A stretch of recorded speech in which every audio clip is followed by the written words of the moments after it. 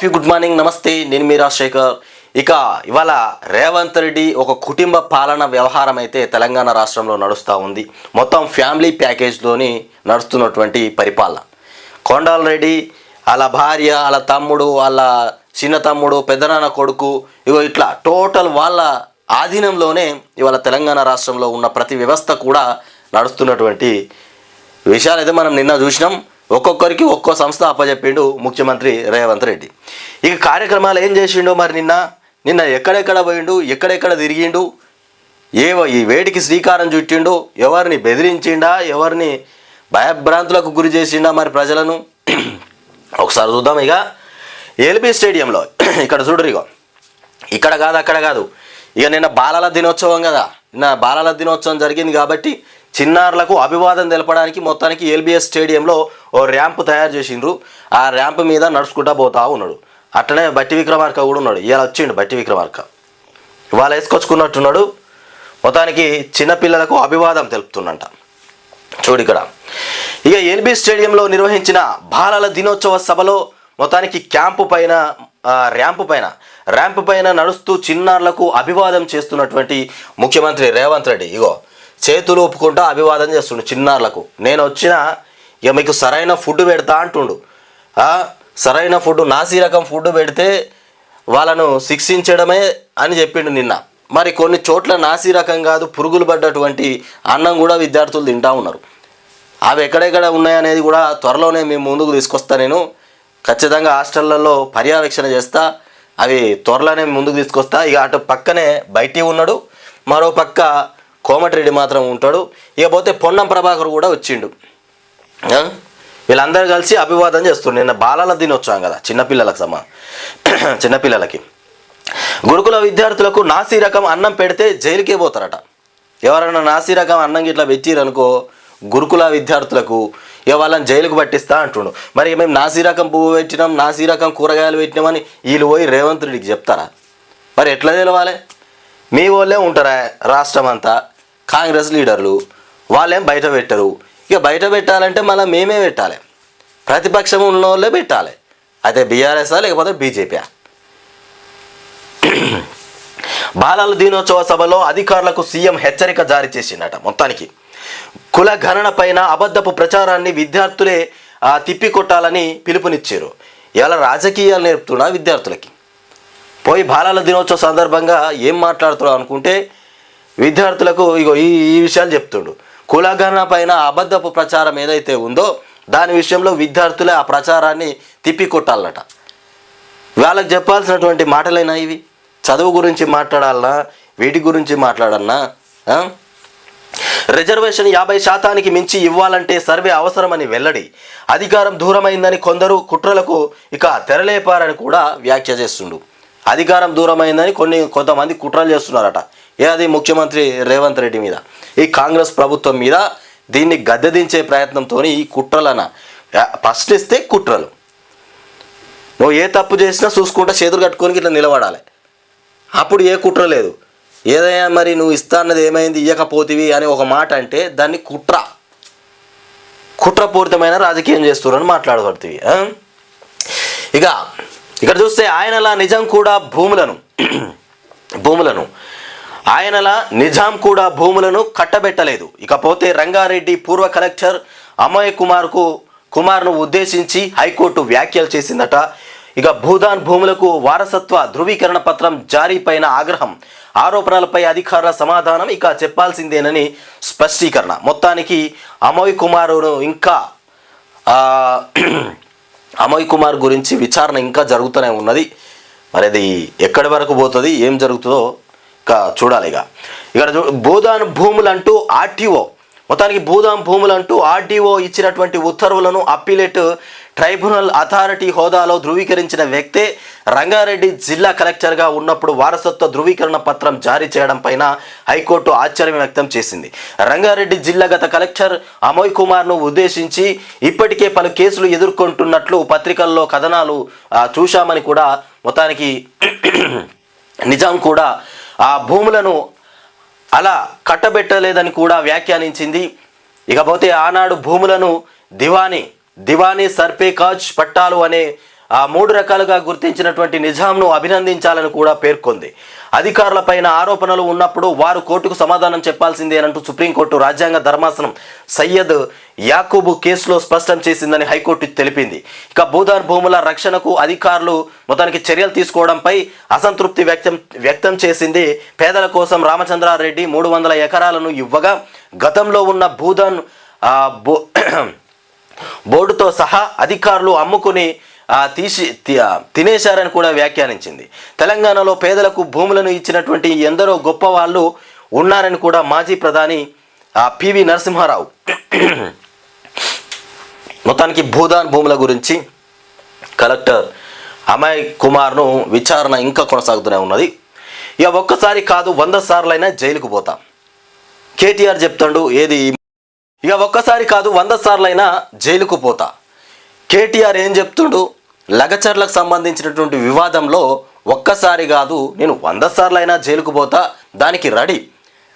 ఇప్పుడు లగచర్ల వివాదంలో తను ప్రమేయం ఉండి ఉంటే 100 సార్లు జైలుకు పోతా, 1000 సార్లు జైలుకు పోతా అని ముందుకొచ్చి చెప్పుకుంటాడా?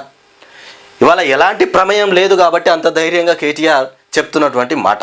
ఇక రేవంత్ రెడ్డి మసిబూసిన మారేడుగాయ లెక్క బీఆర్ఎస్ వాళ్ళే కేటీఆర్ఏ దీనికి మూల కారణం, కేటీఆర్ఏ ఎనుకుండి ఈ పని అంతా చేపించిండు, ఈ దాడులు చేయడానికి కారణం కేటీఆర్ఏ. ఇగో ఇట్లాంటి మాటలు మాట్లాడినటువంటి ముఖ్యమంత్రి రేవంత్ రెడ్డి. ఇక పేద గిరిజన రైతుల కోసం ప్రభుత్వంపై పోరాడుతా. మొత్తానికి పేద రైతుల ఇప్పుడు అంటుండు పేదోళ్ళ కోసం గిరిజనుల కోసం ప్రభుత్వం మీద 4 ఎంపిక జాబితా వెల్లడి. మొత్తానికి 8084 ఉద్యోగాలకు అభ్యర్థుల ప్రకటన. ఇకపోతే ప్రభుత్వ యంత్రాంగంలో కీలకమైనటువంటి 8180 గ్రూప్ 4 సర్వీసుల ఉద్యోగ నియామక ప్రక్రియను టీజీపీఎస్సీ పూర్తి చేసింది. మొత్తం 8084 ఉద్యోగాలకు ఎంపికైన అభ్యర్థుల తుది జాబితాను కూడా గురువారం ప్రకటించనుంది. గ్రూప్ 4కు సంబంధించినటువంటి తుది జాబితా మొత్తానికి గురువారం ప్రకటిస్తుందట. 8084 ఉద్యోగాలకు సంబంధించి. ఇక 21 ఏళ్లకే ఎమ్మెల్యేగా పోటీకి అవకాశం కల్పించాలి. 21 సంవత్సరం వచ్చేస్తే ఎమ్మెల్యేకు పోటీ చేసేటువంటి అవకాశం కల్పించాలంటూ మొత్తానికి అప్పుడే రాజకీయాల్లో యువత పాత్ర మరింత క్రియాశీలకం అవుతుంది. ఇక అండర్ 18 విద్యార్థుల మాక్ అసెంబ్లీలో ముఖ్యమంత్రి రేవంత్ రెడ్డి చెప్తుండు 21 సంవత్సరం రాగానే ఎమ్మెల్యేకు పోటీ చేసేటువంటి అర్హత విధించాలి, ఆ చట్టం తీసుకురావాలని ముఖ్యమంత్రి రేవంత్ రెడ్డి చెప్తున్నటువంటి మాట. ఇక యువత చేతిలోకి వెళ్ళిపోవాలంట, రాజకీయం మొత్తం యువతరంలోకి వెళ్ళిపోవాలంట. యువతరంలోకి వస్తే మరి రేవంత్ రెడ్డి పక్కకు పోతాడు. ఇక ఈయన పక్కకు పోవాలి. ఇక అభివృద్ధి సంక్షేమాన్ని ప్రజల్లోకి తీసుకెళ్లాలి. డిసెంబర్ 9 వరకు ప్రజాపాలన, ఇక విజయోత్సవాలు. వరంగల్, కరీంనగర్, మహబూబ్ నగర్లో బహిరంగ సభలు, ఉన్నతాధికారుల సమీక్షలో మొత్తానికి రేవంత్ రెడ్డి చెప్తున్నటువంటి మాట. అభివృద్ధి సంక్షేమాన్ని ప్రజల్లోకి తీసుకెళ్ళాలి. అన్ని మంచిగానే ఉంటాయి చిలక పలుకులు. అభివృద్ధి చేస్తాం, ప్రతి గింజ కొంటాం, నాసీ రకం బోవ పెడితే ఊరుకోం, విద్యార్థులకు అన్నీ చెప్పుడే తప్ప ఈయన చెప్పిన మాట ఎవ్వరు పట్టించుకోరు. ఎవడి పని వాడే చేసుకుంటాడు. భయం లేదు. ఫస్ట్ రేవంత్ రెడ్డి అంతే, రాష్ట్రంలో ఉన్న ఏ అధికారికి కూడా భయమే లేదు. అవన్నీ ఉత్తుత్త మాటలనే అర్థమైపోయినాయి. ఆయన మాటలు మాట్లాడేటివన్నీ ఉత్త మాటలే అని అధికారులకు అందరికీ అర్థమైపోయింది. ఇక సూత్రధారులే లక్ష్యంగా దర్యాప్తు. లగచర్ల దాడి కేసులో కేటీఆర్ ప్రమేయం పైన ఆరా. ఇక పట్నం మొత్తానికి సెల్ ఫోన్ చాటింగ్ల విశ్లేషణ పైన దృష్టి. మహేష్ భగవత్ ఆధ్వర్యంలో విచారణ కమిటీ ఏర్పాటు చేసిరట. మొత్తానికి ఇకపోతే ప్రజల దృష్టిని మళ్లించేందుకే భారాస కాంగ్రెస్ కుట్రలు చేస్తున్నాయట. ప్రజల దృష్టిని బీజేపీ నుండి తప్పించడానికే భారాస కాంగ్రెస్ 2 కుట్రలు చేస్తున్నాయని కిషన్ రెడ్డి మాట్లాడుతుండు. మరి రేవంత్ రెడ్డి ఏమో బీజేపీ బీఆర్ఎస్ ఒకటైందనబట్టే. త్వరలో లైఫ్ సైన్సెస్ మొత్తానికి నూతన విధానం. ఈ రంగంలో 35,820 కోట్ల పెట్టుబడులు, ప్రత్యక్షంగా 51,000 మందికి, పరోక్షంగా 1,50,000 మందికి ఉపాధి అవకాశాలు. ఇక మంత్రి శ్రీధర్ బాబు మాట్లాడుతుండు. ఇకపోతే తిరుపతన్నకు ఫోన్ నంబర్లు ఎందుకు ఇచ్చారు? ఇక నకిరికల్ మాజీ ఎమ్మెల్యే లింగయ్యను విచారించిన పోలీసులు. ఫోన్ ట్యాపింగ్ కేసు దర్యాప్తు ముమ్మరంగా ఇంకా కొనసాగుతూనే ఉంది. ఫోన్ ట్యాప్కు సంబంధించింది. ఇక వారి కళ్ళల్లో ఆనందం చూస్తే డబుల్ సెంచరీని మించిన తృప్తి వస్తుందట. శ్రీ సత్యసాయి సంజీవని ఆసుపత్రి ద్వారా మరింత మందికి గుండె శస్త్రచికిత్సలు మొత్తానికి ట్రస్టీ సభ్యుడు సునీల్ గవాస్కర్ వెల్లడించారు. మొత్తానికి ఫ్రీగానేమో. సన్నాల కోసం మిల్లర్లు వ్యాపారుల పోటాపోటీ. సన్నాల కోసం మిల్లర్లు వ్యాపారులు పోటాపోటీ పడుతున్నారట. దళారుల ద్వారా కల్లాల నుంచే కొనుగోళ్లు, ఎగుమతులపై నిషేధం ఎత్తివేయడంతో భారీ వ్యాపారం. మొత్తానికి దళారుల నుండి ఇక్కడ చూడరే, దళారుల ద్వారా కల్లాల నుంచే కొనుగోళ్లు జరుగుతూ ఉన్నాయట. సన్నా బియ్యానికి, సన్న వడ్లకు సంబంధించి దీని మీద ఆంక్షలు ఎత్తేసిరు కదా, నిషేధం అనేది ఎత్తివేయడంతో ఇష్టం ఉన్నట్టుగా ఇక దళారులు కొంటా ఉన్నారట. ఇక రాష్ట్ర ప్రభుత్వం ప్రకటించినటువంటి 500 బోనస్ భారీ ఎత్తున సన్నాలు సాగాయి. సన్నాలు అడ్డగోలుగా వండిచ్చారట. ఇక 500 బోనస్ ఇస్తామనే వరకల్లా ఇక దాన్ని దృష్టిలో పెట్టుకొని ఆయనతో ఆంక్షలు ఎత్తేసిండు. కొనుక్కపోర్రా మిల్ల మొత్తం బీట్లకే పోయి కొనుక్కపోర్రా అనే వరకల్లా మొత్తం ఇక దళారులు పోయి ఆడనే కొంటున్నట రైతుల దగ్గరికి వెళ్ళి.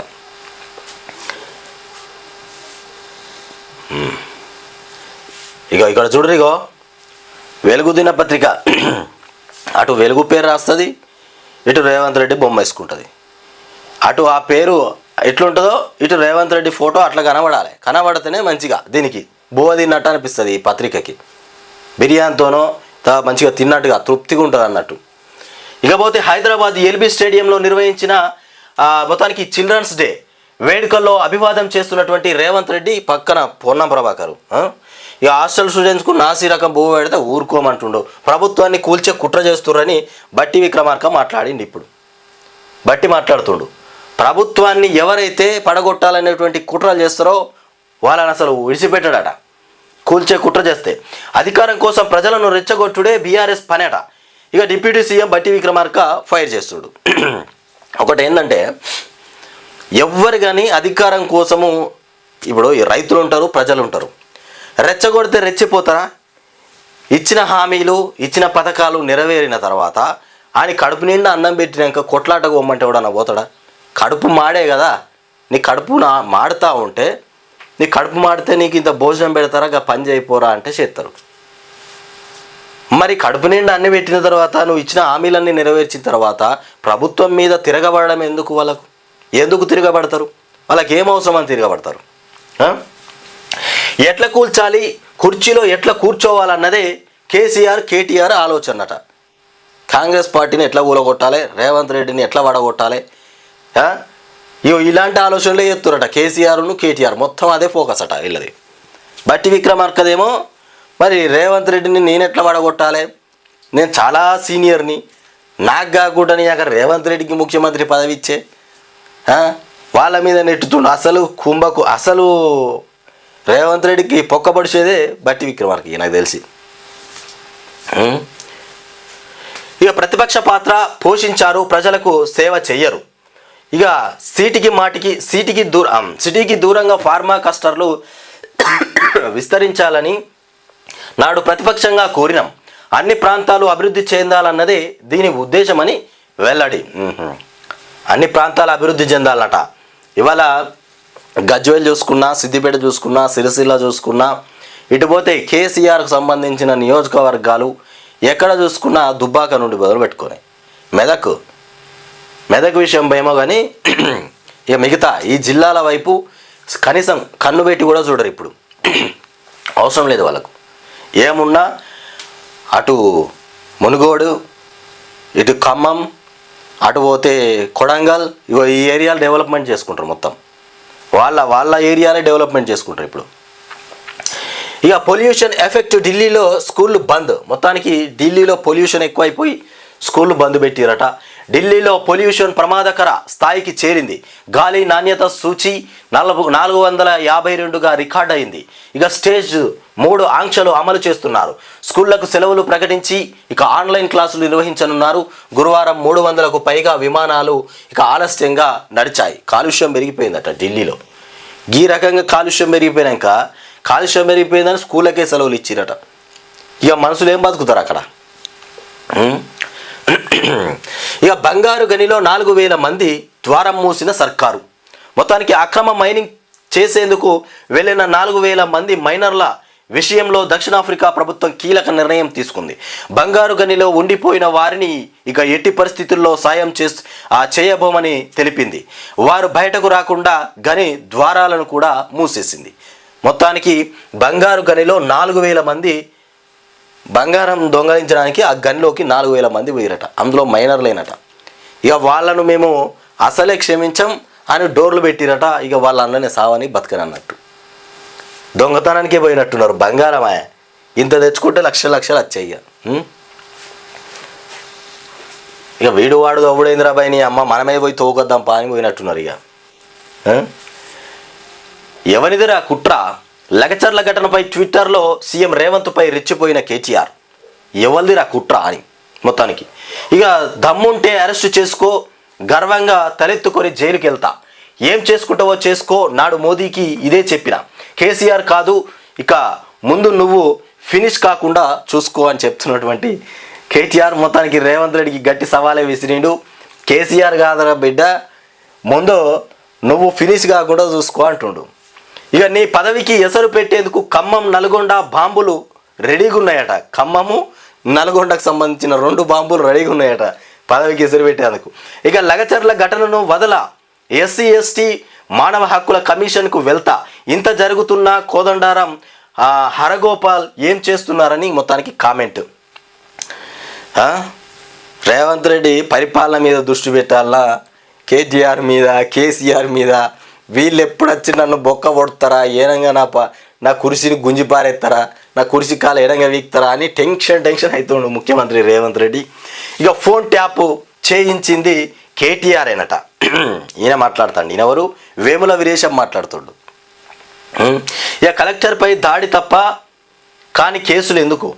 కలెక్టర్పై దాడి తప్పే, కలెక్టర్ పైన దాడి తప్పేనట, కానీ కేసులు ఎందుకు అని అడుగుతుండు. ఎవరు? కిషన్ రెడ్డి. ఇక గ్రామస్తులతో సీఎం మాట్లాడి ఇక సమస్య ఏంటో తెలుసుకోవాలి అంటూ కిషన్ మాట్లాడుతున్నటువంటి అంశం కిషన్ రెడ్డి. కానీ కేసులు పెట్టద్దు, గ్రామ ప్రజల దగ్గరికి పోయి మరి ఏం జరిగింది ఏంది అని నిజానికి వాస్తవమైన ముచ్చట్ని చర్చించాలి. ఇక నీ చేతిలో పవర్ ఉంది కదా అని తెల్లందాకనే పోలీసు వాళ్ళను పంపి అరెస్టులు చేయించడం, జైల్లో పెట్టడం, ఇది అంతేంది? నీ నియోజకవర్గం, నీ నియోజకవర్గం నీకోసం ఓట్లేసిన ప్రజలే కదా, వాళ్ళనే నువ్వు జైల్లో పెడతావు ఇవాళ. ఇక తిరుపతి అన్నకు ఫోన్ నంబర్లు ఎక్కడి నుండి వచ్చినాయి?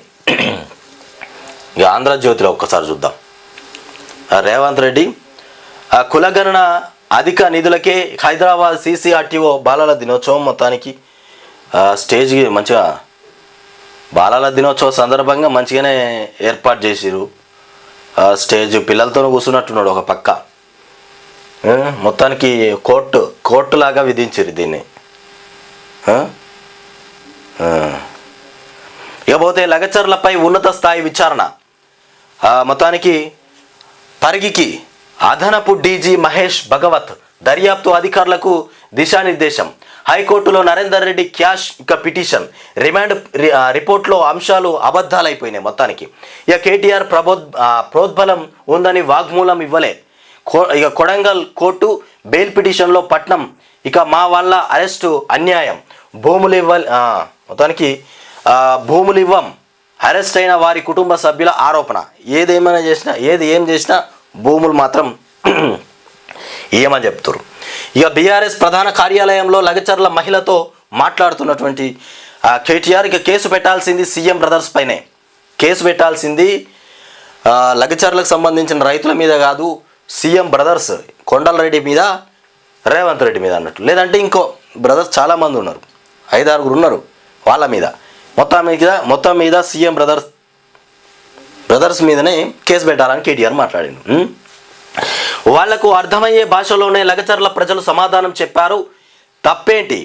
ఇక ఫార్మాసిటీని ఆపేదవరంటూ గిరిజన రైతులపై తిరుపతి రెడ్డి బూతులు. మొత్తానికి వాస్తవానికి లగచర్లలో రైతులు సామరస్యంగా పోయి, సార్ మీకు దండం పెడతా సార్, సరే మా భూములు గుంజుకోకు సార్ అంటే వీళ్ళు ఊకుందిరా, ఈడ్చి పక్కకు నూకి పారేసి భూములన్నీ ఆక్రమించి ఆయనత కంపెనీ ఏర్పాటు చేద్దురు. ఇలా తిరగబడడం చూసే రేవంత్ రెడ్డికి గుండెలలో భయం పుట్టింది.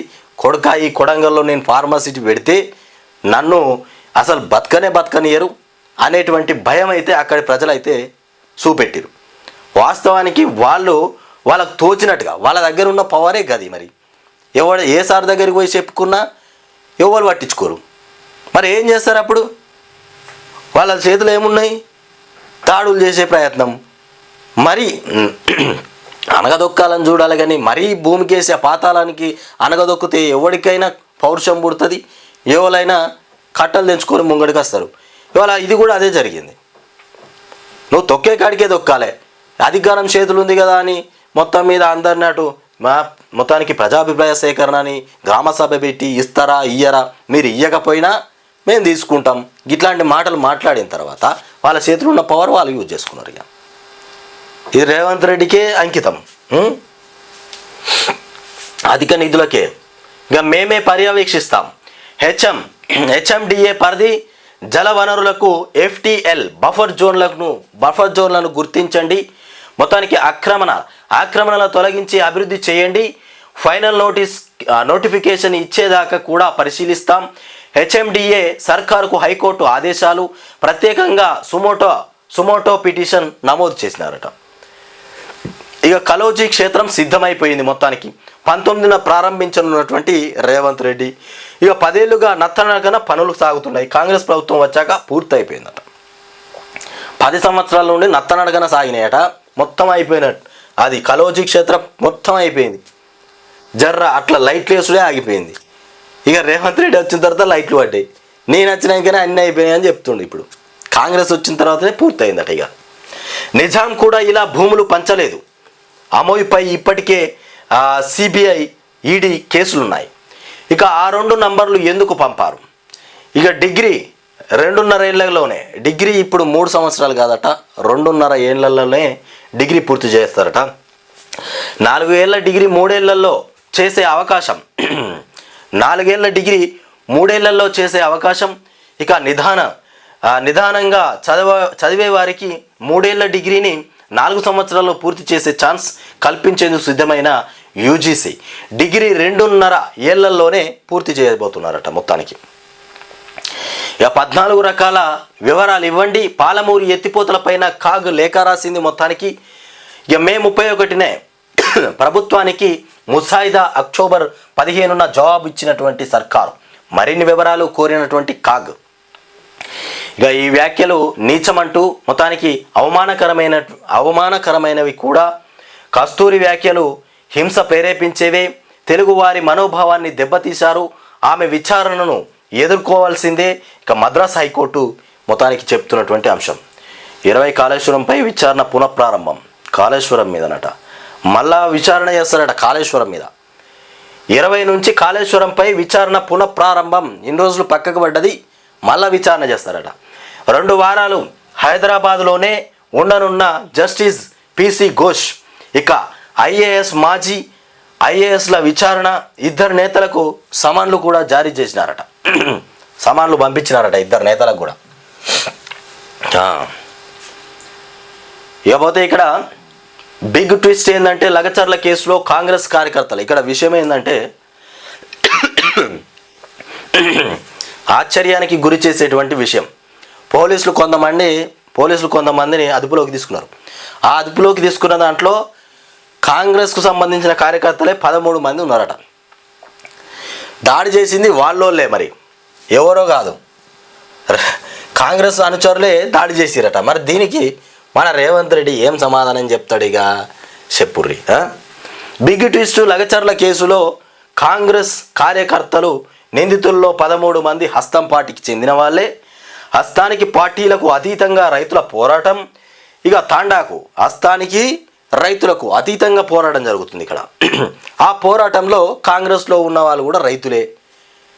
రైతే, ఏడికి పోయినా రైతే.